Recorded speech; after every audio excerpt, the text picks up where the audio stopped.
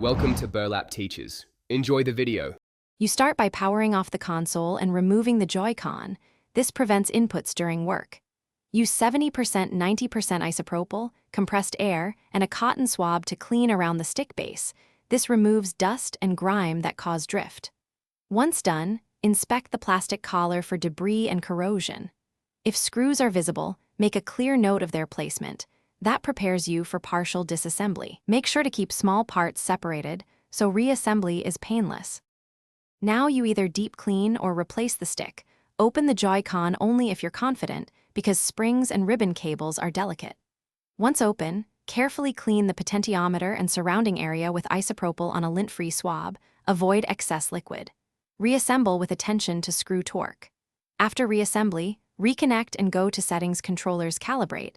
Follow prompts to center inputs and verify movement. If drift persists, consider swapping the entire analog module. When cleaning and calibration don't fix drift, you replace the analog module.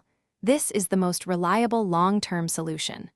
Order a compatible module, swap it in using the same careful disassembly steps, and reassemble cleanly. Once back together, recalibrate and test across menus and a few games to confirm stability.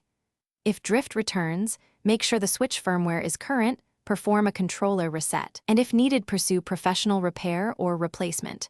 Remember, Thanks for watching. Consider subscribing if this video helped you.